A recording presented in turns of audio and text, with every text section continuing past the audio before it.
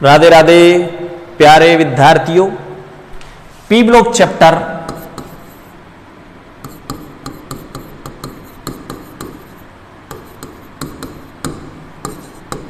अपना चल रहा था।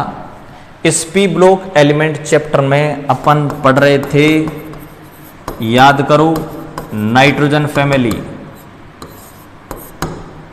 ठीक है, और इस नाइट्रोजन फैमिली में आज अपन लेते हैं भाई क्या, गलनांक, क्योथनांक। ठीक है, और सबसे पहले मैं ले लेता हूं क्या, क्योथनांक। तो सबसे पहले क्योथनांक ले लेता हूं, और वो ही चिर परिचित अंदाज में 11वीं क्लास में जैसे आप बार बार पढ़ रहे थे क्या, कि क्योथनांक समानुपाती अणुभार, क्योथनांक समानुपाती परमाणु भार। पढ़ते रहे थे कि नहीं भाई, कि क्योथनांक अणुभार परमाणु भार पर डिपेंड करता है। क्योथनांक क्या होता है? क्योथनांक होता है कि वह टेम्परेचर जिस पर किसी द्रव का वाष्प दाब वायुमंडलीय दाब के बराबर हो जाए।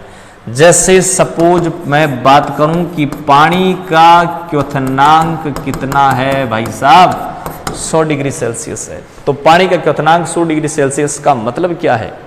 मतलब यह है कि इस टेम्परेचर पर पानी का वाष्प दाब वायुमंडलीय दाब के बराबर हो जाता है। हालांकि ये क्योथनांक, गलनांक, ये जो अपना चैप्टर आएगा सॉल्यूशन में पढ़ेंगे अपन। ठीक है, तो सॉल्यूशन में क्या पढ़ेंगे अपन, क्योथनांक की डेफिनेशन पढ़ेंगे कि किसी भी द्रव का क्योथनांक वह टेम्परेचर होता है जिस पर उस द्रव का वाष्प दाब वायुमंडलीय दाब के बराबर हो जाए। ठीक है, पानी का क्योथनांक की बात कर दूं। अब यहां पर क्योथनांक में आपने रिलेशन क्या पढ़ा भाई साहब? रिलेशन पढ़ा आपने कि क्योथनांक समानुपाती अणुभार या परमाणु भार।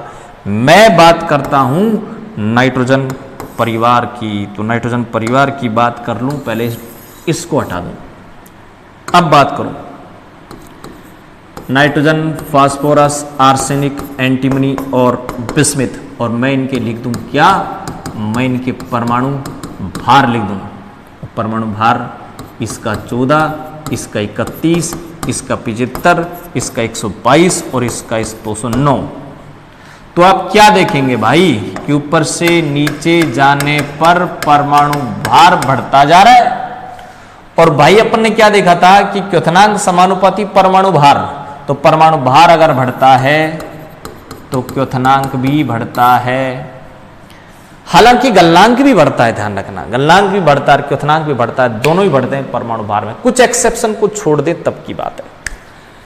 तो परमाणु भार अगर बढ़ रहा है तो क्योथनांक बढ़ रहा है। देखो परमाणु भार बढ़ता जा रहा है, क्योथनांक भी बढ़ता जाएगा, कोई एक्सेप्शन नहीं। ऑर्गेनिक केमिस्ट्री में सब जगह ये पढ़ेंगे अपन क्या, कि क्योथनांक समानुपाती अणुभार, क्योथनांक समानुपाती परमाणु भार, ये पढ़ेंगे भाई पूरी ऑर्गेनिक केमिस्ट्री में। तो ऊपर से नीचे जाओ, परमाणु भार बढ़ता जा रहा है, परमाणु भार अगर बढ़ता जाएगा तो भाई क्योथनांक बढ़ता जाएगा। दूसरा ले लें अपन, आप अगर इजाजत दें तो गलनांक। ठीक है, गलनांक की बात कर लें भाई। नाइट्रोजन, फास्फोरस, आर्सेनिक, एंटीमनी और बिस्मिथ, मैं इनके गलनांक लिख दूं, मैं इनके मेल्टिंग पॉइंट लिख दूं, तो इनके गलनांक या मेल्टिंग पॉइंट 63, 307 और 544। तो देखिए भाई, नाइट्रोजन, फास्फोरस, आर्सेनिक, यहां से यहां तक जाओ, क्या आ रहा बताएं, गलनांक बढ़ता जा रहा है। क्यों बढ़ता जा रहा है? क्योंकि यहां आप ऐसे कहेंगे कि यहां पर भाई साहब क्या बढ़ता जा रहा है, परमाणु भार बढ़ता जा रहा है। बस कोई एक्सेप्शन ही नहीं है, परमाणु भार बढ़ता जा रहा है, गलनांक बढ़ता जा रहा है। लेकिन यहां जाकर के एक्सेप्शन आ गया, एंटीमनी में बिस्मिथ में एक्सेप्शन आ गया। तो इस एंटीमनी और बिस्मिथ में जो एक्सेप्शन है उस एक्सेप्शन को आप कैसे समझाएंगे ये पढ़ लेते हैं। देखो आपने ये पढ़ा, एक प्रभाव पढ़ा था आपने, अक्रिय युग्म प्रभाव, और उस अक्रिय युग्म प्रभाव में आपने पढ़ा था कि ऊपर से नीचे जाने पर 2 कम OS का स्थायित्व बढ़ता जाता है या S इलेक्ट्रॉनों की बंद बनाने में भाग लेने की प्रवृत्ति घटती जाती है। और यहां पर इस एंटीमनी और बिस्मिथ में आप ये माने कि S के इलेक्ट्रॉन बंद बनाने में भाग लेते ही नहीं, केवल P के लेंगे, केवल P के लेंगे तो क्या होगा भाई, ये एंटीमनी और ये बिस्मिथ केवल 3 कोवलेंट बॉन्ड बनाएंगे। बोलो सही है कि नहीं, केवल 3 कोवलेंट बॉन्ड बनाएंगे। S के इलेक्ट्रॉन भाग लेते ही नहीं मान ले आप, किसके कारण, अक्रिय युग्म प्रभाव के कारण। तो एंटीमनी और बिस्मिथ 3 कोवलेंट बॉन्ड बनाएंगे, जबकि इसके ऊपर वाले 5 बना रहे थे। भाई एक तो 2 एटम के मतलब एटमों के बीच अगर मान लीजिए मैं बात करूं सिंगल बॉन्ड, डबल बॉन्ड और एक ट्रिपल बॉन्ड, यहां 3 बंद है, यहां 2 बंद है, तो इन 3 बंदों को तोड़ने के लिए आवश्यक ऊर्जा ज्यादा होगी, 2 बंदों को तोड़ने के लिए आवश्यक ऊर्जा कम होगी, एक बंद को तोड़ने के लिए आवश्यक ऊर्जा और भी कम होगी। तो यहां पर तो 5 बंद थे, यहां पर 3 बंद है। बंद अगर कम है तो यहां बंद वियोजन ऊर्जा भी कम हो जाएगी, बंदों को तोड़ने के लिए दी गई ऊर्जा भी कम हो जाएगी, गलनांक भी कम होंगे। तो ध्यान रखना एंटीमनी और बिस्मिथ के गलनांक के मान कम होने का रीजन है कि ये 3 कोवलेंट बॉन्ड बनाते हैं। फिर दोबारा सुन ले, एंटीमनी और बिस्मिथ 3 कोवलेंट बॉन्ड बनाते हैं, इसलिए इनके गलनांक के मान, इनके मेल्टिंग पॉइंट के मान कम होंगे। ऊपर वाले 5 बॉन्ड बनाते हैं, ये दोनों 3 बॉन्ड बनाते हैं, बंद कम बनाते हैं, कम बंद बनाते हैं, तो इनमें अट्रैक्शन कम होगा परमाणुओं के बीच, और अगर अट्रैक्शन कम होगा तो मेल्टिंग पॉइंट भी कम होगा। आई बात समझ में। गलनांक क्योथनांक में क्या होता है, ऊपर से नीचे जाओ परमाणु भार बढ़ेगा, परमाणु भार बढ़ेगा तो क्योथनांक बढ़ेगा। गलनांक में क्या होता है, अगर एक्सेप्शन आ गया तो एक्सेप्शन ये है अक्रिय युग्म प्रभाव के कारण ये 3 बॉन्ड बनाते हैं, इससे ऊपर वाले 5 बॉन्ड बनाते हैं, 3 बॉन्ड बनाते हैं तो परमाणुओं के बीच अट्रैक्शन कम होगा, अंतर परमाणु आकर्षण बल कम होंगे, और आकर्षण बल अगर कम है तो मेल्टिंग पॉइंट भी कम होगा। क्लियर बात। अब अपन लेते हैं इनकी सेकंड प्रॉपर्टीज। क्या भाई, श्रृंखलन की प्रवृत्ति। कौन सी प्रवृत्ति, श्रृंखलन की प्रवृत्ति। तो ध्यान देना, कार्बन में श्रृंखलन की प्रवृत्ति सबसे ज्यादा होती है। नाइट्रोजन परिवार का नहीं है कार्बन, लेकिन फिर भी बताना तो पड़ेगा भाई, नाइट्रोजन परिवार का नहीं है लेकिन प्रवृत्ति सबसे ज्यादा है तो बतानी तो पड़ेगी, ठीक है। तो श्रृंखलन की प्रवृत्ति सबसे ज्यादा कार्बन में होती है। कार्बन का कॉन्फ़िगरेशन आपने पढ़ा था, कार्बन परिवार का लिख दूं मैं, कार्बन परिवार का आपने पढ़ा था NH2 NP2, 4 इलेक्ट्रॉन बंद बनाने में भाग ले सकते हैं। ये एक कार्बन अन्य 4 कार्बन के साथ मिलेगा, फिर ये कार्बन भी अन्य 4 के साथ मिलेगा, फिर ये भी अन्य 4 के साथ मिलेगा, और इस प्रकार से लगातार जुड़ते जाएंगे, जुड़ते जाएंगे, जुड़ते जाएंगे, जुड़ते जाएंगे, जुड़ते जाएंगे, जुड़ते जाएंगे, जुड़ते जाएंगे, और एक विशाल संरचना का रूप दे सकता है कार्बन, हीरा, ठीक है। तो श्रृंखलन की टेंडेंसी सबसे ज्यादा कार्बन में पाई जाती है। लेकिन बात अपनी चल रही थी नाइट्रोजन परिवार की, भाई साहब नाइट्रोजन परिवार की बात ले लेते हैं अपन, ठीक है। फास्फोरस की जो कैटेनेशन या श्रृंखला बनाने की प्रवृत्ति है वो सबसे ज्यादा होती है। फास्फोरस की श्रृंखला बनाने की कैटेनेशन की टेंडेंसी या प्रवृत्ति सबसे ज्यादा होती है। नाइट्रोजन परिवार की बात कर रहा हूं मैं, वैसे सबकी बात करें तो कार्बन की, नाइट्रोजन फैमिली की बात करें तो नाइट्रोजन फैमिली में फास्फोरस की श्रृंखला बनाने की प्रवृत्ति सबसे ज्यादा होती है नाइट्रोजन परिवार में। देखो P4 रूप में रहता है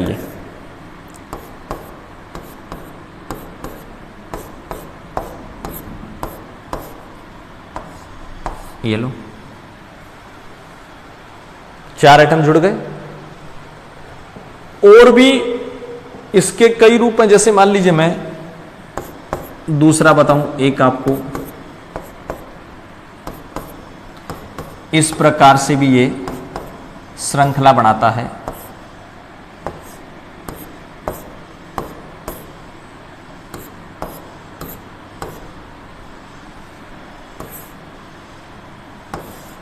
ये लो इस प्रकार से अब जुड़ता ही जाएगा, जुड़ता ही जाएगा, जुड़ता ही जाएगा। तो ये भी क्या है, इसकी श्रृंखला बनाने की प्रवृत्ति है। ये भी 4 जुड़ गए, यहां पर बहुत सारे जुड़ गए, ठीक है। ये आपके पास हो गया। और देखिए श्रृंखला बनाने की प्रवृत्ति किसकी, फास्फोरस की। इस प्रकार से बनाता है ये ब्लैक फास्फोरस हो गया।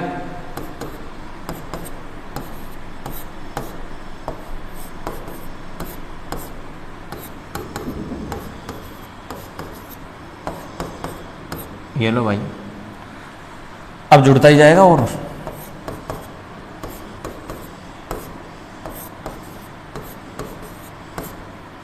ठीक है भाई, तो देखिए P4 red phosphorus, black phosphorus. तो कुल मिला के बात यह है कि फास्फोरस में कैटेनेशन या श्रृंखला बनाने की प्रवृत्ति सबसे ज्यादा पाई जाती है फास्फोरस में। ये देखिए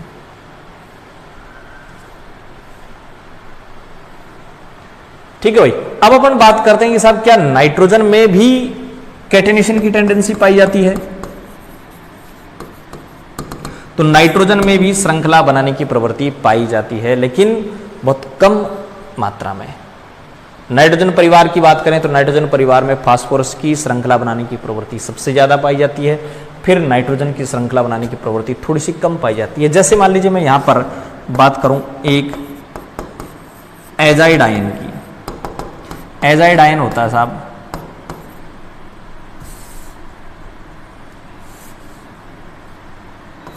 N3-1। अब N3-1 की अगर स्ट्रक्चर की मैं अगर बात करूं तो N3-1 की स्ट्रक्चर देखो ये होती है।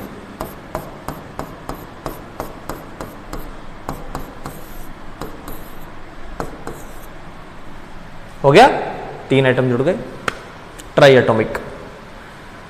इसके बाद एक और होता है यहां पर हाइड्रोजोइक एसिड, और होता है भाई एक N3H।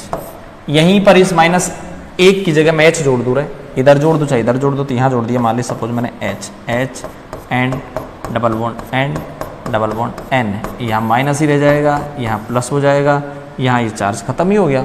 इसका -1, इसका +1। श्रृंखलन की प्रवृत्ति, कैटेनेशन की टेंडेंसी वापस देखें, कार्बन में सबसे ज्यादा पाई जाती है। नाइट्रोजन परिवार की बात करें तो नाइट्रोजन परिवार में फास्फोरस की श्रृंखला बनाने की प्रवृत्ति सबसे ज्यादा पाई जाती है। देखो P4 हो गया, रेड फास्फोरस हो गया, ब्लैक फास्फोरस हो गया। नाइट्रोजन की भी श्रृंखला बनाने की प्रवृत्ति पाई जाती है, कम पाई जाती है। जैसे एजाइड आयन के रूप में हो गया N3-1, हाइड्रोजोइक एसिड के रूप में हो गया। तो ये हो गया कि श्रृंखला बनाने की प्रवृत्ति पाई जाती है किसमें, फास्फोरस में सबसे ज्यादा, फिर नाइट्रोजन में। इसके बाद अब अपन यहां पर बात करते हैं किसकी भाई, तीसरी प्रॉपर्टीज अपनी नेचर ऑफ बॉन्डिंग, बंध की प्रकृति। बंध की प्रकृति कि कौन कैसे बंध बनाता है, उनकी बात करते हैं अपन। देखो यहां नेचर ऑफ बॉन्डिंग की बात करें तो देखिए भाई, ये जो नाइट्रोजन है, इस नाइट्रोजन के बारे में क्या क्या खास बातें आपको पता है। सबसे पहले आप बताओ कि नाइट्रोजन का स्मॉल साइज होता है कि नहीं, सबसे छोटा साइज है, नाइट्रोजन फैमिली में सबसे छोटा साइज नाइट्रोजन का है। उसके बाद आप ये बताएं इसकी En बहुत ज़्यादा है कि नहीं। En का मतलब इलेक्ट्रोनेगेटिविटी बहुत ज़्यादा है या नहीं, बताओ। इलेक्ट्रोनेगेटिविटी इसकी बहुत ज़्यादा है। IP भी इसकी बहुत ज़्यादा है, क्योंकि ऊपर से नीचे अगर आप जाओगे तो En भी घटती जाएगी, IP भी घटती जाएगी, तो सबसे ज़्यादा होगी नाइट्रोजन की ही। ठीक है भाई। उसके बाद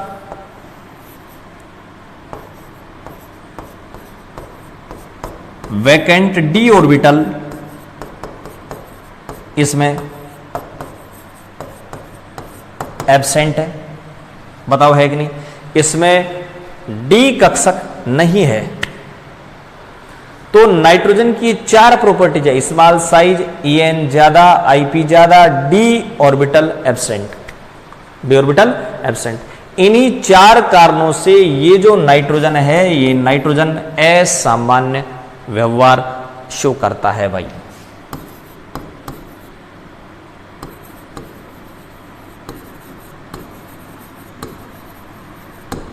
एबनॉर्मल बिहेव शो करता है, असामान्य व्यवहार शो करता है नाइट्रोजन। नाइट्रोजन असामान्य व्यवहार शो करता है। उसकी रीजन क्या है बताएं। स्मॉल साइज, En ज्यादा, IP ज्यादा और d ऑर्बिटल नहीं है इसके पास। d ऑर्बिटल देखो कैसे नहीं है, आप इसका कॉन्फ़िगरेशन पढ़ते हैं तो इसका कॉन्फ़िगरेशन होता है 2s2 2p3, ये इसका कॉन्फ़िगरेशन है। अब बताओ यहां d है क्या, d इसमें नहीं है। छोटा साइज है, En ज्यादा है, IP ज्यादा है, d ऑर्बिटल नहीं है नाइट्रोजन के पास, इसलिए नाइट्रोजन असामान्य व्यवहार दर्शाता है।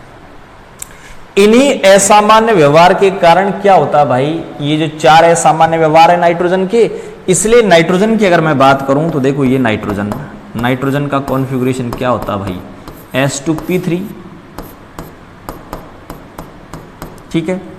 दूसरा नाइट्रोजन भी ले लूं, s2p3। ठीक है, 2 नाइट्रोजन मैंने ले लिए। अब ये नाइट्रोजन सिग्मा बनाएगा, ये दोनों पाई बनाएंगे। ठीक है, और इस प्रकार से अब बन गया क्या भाई, ये बन गया N2। ठीक है, तो N2 जब बना है तो इस N2 में आप ये देखें कि एक तो सिग्मा और 2 पाई है। क्या है, एक तो सिग्मा है, ठीक है, और 2 पाई है। एक पाई ये रहा, एक पाई ये रहा। तो N2 में एक सिग्मा है, 2 पाई है। तो यहां पर देखिए कि N2 में क्या होता है कि ये पाई बंद बन गया, ये पाई बंद बन गया, 2 पाई बंद बन गए। और इन पाई बंद को बनाने में इस नाइट्रोजन का भी P काम आया है, इस नाइट्रोजन का P काम आया, इसका भी P काम आया, इसका भी P काम आया। तो ये जो पाई बॉन्ड बना है ना भाई, इस पाई बॉन्ड को आप कहेंगे पी पाई बॉन्डिंग। यानी यहां पर जो पाई बंद बना है वो बना है p ऑर्बिटल द्वारा, तो आप इसे बोलेंगे पी पाई बॉन्डिंग।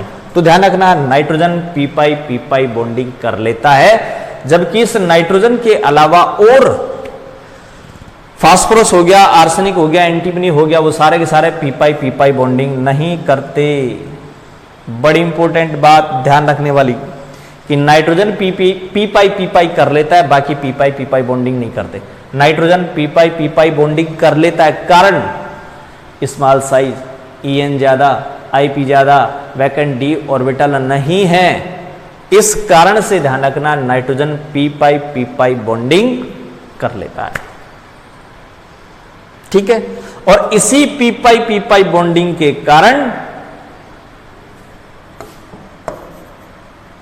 इसी पी पाई बॉन्डिंग के कारण नाइट्रोजन कैसे पाया जाता है बताएं, डाई एटॉमिक मॉलिक्यूल के रूप में पाया जाता है।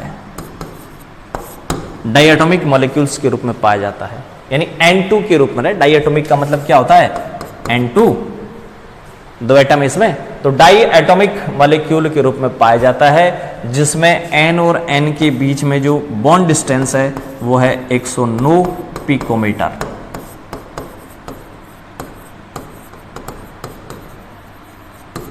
और इसी मतलब बहुत कम बॉन्ड डिस्टेंस है और इसी कारण से इसकी बॉन्ड डिसोसिएशन एनर्जी बहुत ज्यादा। भाई बंध को तोड़ने के लिए आवश्यक एनर्जी कौन सी क्या कहलाई बताओ? Bond dissociation energy. बंध को तोड़ने के लिए आवश्यक ऊर्जा बॉन्ड डिसोसिएशन एनर्जी बहुत ज्यादा होती है। इस कारण से ये कमरे के ताप पर बंध नहीं टूटता। इसीलिए ध्यान रखना नाइट्रोजन एक इनर्ट और नॉन रिएक्टिव है एट रूम टेम्परेचर।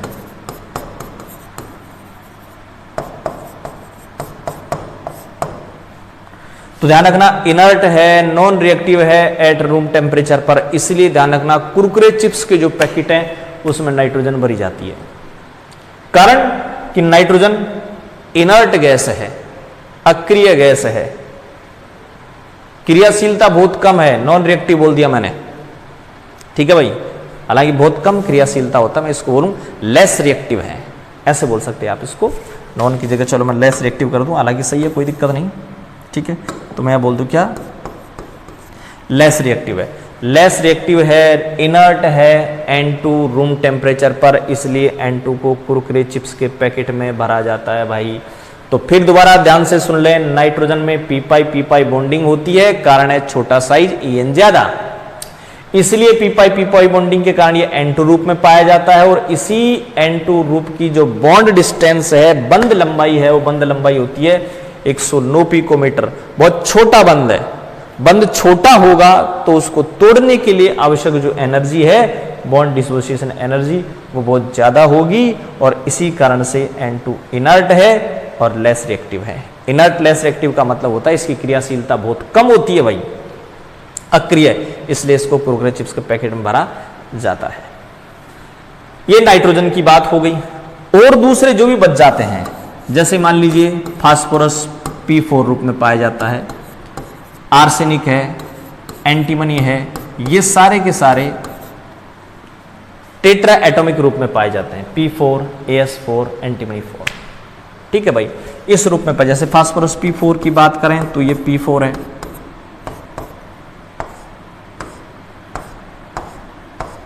ये लो। अब यहां पर जो बॉन्डिंग होती है ना, वो बॉन्डिंग होती है भाई कौन सी, P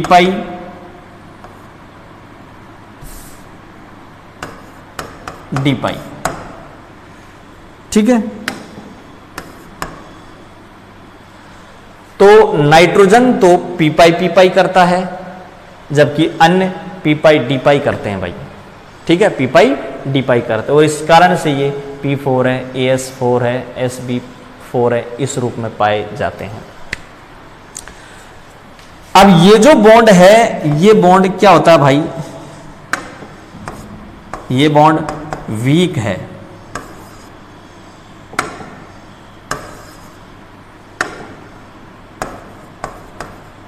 वीक बॉन्ड है, तो बड़ी आसानी से टूट जाएगा। और अगर बड़ी आसानी से ये बॉन्ड टूट जाता है तो क्या हो जाएगा भाई, मोर रिएक्टिव। तो P4 की रिएक्टिविटी ज्यादा है, N2 की कम है। अगर मान लो मैं रिएक्टिविटी का ऑर्डर आपसे पूछना चाहूं तो आप कहेंगे कि रिएक्टिविटी P4 की ज्यादा है और N2 की कम है। कारण P4 में वीक बॉन्ड पाया जाता है, जबकि N2 में स्ट्रॉन्ग बॉन्ड पाया जाता है, इसलिए इसकी रिएक्टिविटी ज्यादा है, इसकी रिएक्टिविटी कम है। वीक बॉन्ड है, तुरंत टूट जाएगा, तुरंत रिएक्शन दे देगा, ठीक है भाई। तो ये चल रहे थे अपने क्या, असामान्य व्यवहार। तो ध्यान रखना, नाइट्रोजन और फास्फोरस की अगर आप बात करें तो नाइट्रोजन N2 रूप में पाया जाता है, फास्फोरस P4 रूप में पाया जाता है। नाइट्रोजन की बात करें तो नाइट्रोजन लेस रिएक्टिव है, और फास्फोरस की बात करें तो फास्फोरस मोर रिएक्टिव है। ठीक है भाई। इसकी बात करें तो यहां पर पी पाई बॉन्डिंग हो जाती है, जबकि यहां बात करें तो यहां पर पी पाई बॉन्डिंग नहीं होती, जबकि यहां पी पाई बॉन्डिंग होती है। ठीक है भाई। तो ये नाइट्रोजन और फास्फोरस में डिफरेंस हो गया कि कौन पी पाई करता है, कौन पी पाई नहीं करता, पी पाई ये क्यों करता, ये क्यों नहीं करता। ठीक है भाई। तो ये आपने आज के वीडियो में क्या क्या पढ़ी बताएं। आज के वीडियो में आपने पढ़ा नंबर 1 क्या पढ़ा बताएं, मेल्टिंग बॉइलिंग पॉइंट, गलनांक क्योथनांक आपने पढ़ा। दूसरा आपने पढ़ा भाई कैटेनेशन की टेंडेंसी पढ़ा आपने, श्रृंखला बनाने की प्रवृत्ति पढ़ी। और तीसरा आपने पढ़ा क्या आज, नेचर ऑफ बॉन्डिंग, बंध की प्रकृति। ठीक है भाई। कल अपन इसके और प्रॉपर्टीज लेकर आएंगे। तब तक के लिए आप घर रहें, सुरक्षित रहें। बहुत तेजी से फैल रहा है राजगढ़ में, ध्यान दें। किसी प्रकार की कोई लापरवाही नहीं बरतें। आपसे हाथ जोड़ के गुजारिश है। धन्यवाद।